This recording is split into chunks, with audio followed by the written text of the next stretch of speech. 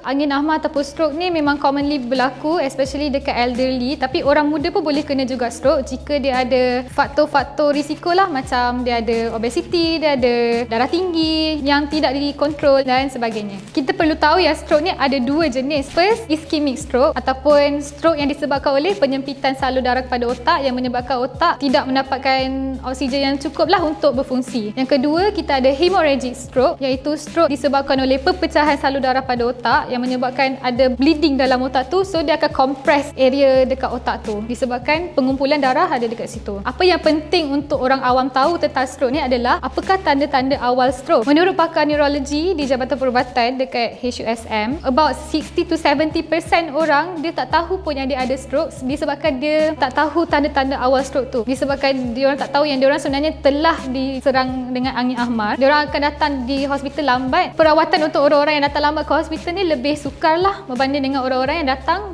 dengan tanda-tanda awal. Antara tanda awal stroke adalah lemah di separuh bahagian badan. Dia rasa semut-semut, terutama di bahagian dagu ataupun di bahagian hujung tangan, hujung kaki rasa semut-semut. Kabur pandangan pada sebelah mata, sukar bercakap dan sukar menelan, sukar untuk berjalan disebabkan separuh badan tadi dah lemah. Tapi pesakit stroke juga boleh datang dengan simply rasa pening kepala je. Tapi bila kita check balik, rupanya dekat MRI brain dia dah ada tanda-tanda untuk kena stroke. Dengan kita tahu tanda-tanda awal untuk stroke ni, kita boleh membantu orang yang kena stroke dengan lebih cepat. So ada akronim dia untuk tolong orang yang kena stroke, iaitu kita kena ingat FAST. F maksudnya facial drooping, maksudnya sebelah muka dia dah kelihatan sengit. Kalau kita tengok dia senyum pun senyum dia sengit sebelah. Kita tengok mata dia pun mata dia macam tertutup sebelah. Tu maksudnya orang kena stroke. Second, A, arm. Arm maksudnya dia dah lemah separuh bahagian badan dia. So kita nampak dia tak boleh nak angkat pun tangan dia. Jadi itu adalah juga tanda orang kena stroke. S adalah speech, maksudnya dia dah tak boleh nak bercakap secara normal. Dia sukar nak bercakap. So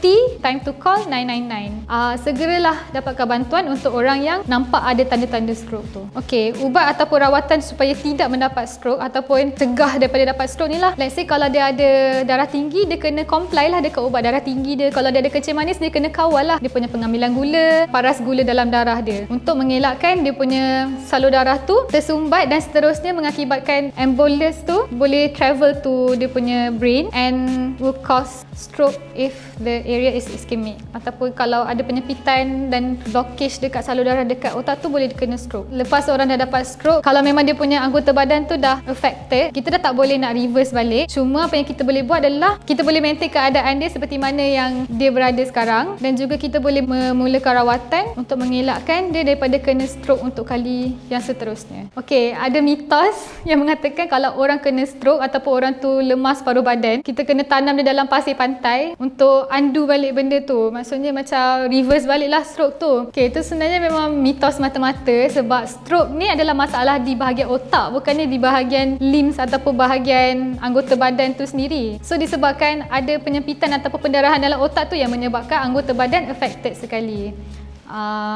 So kita tanam otak dia?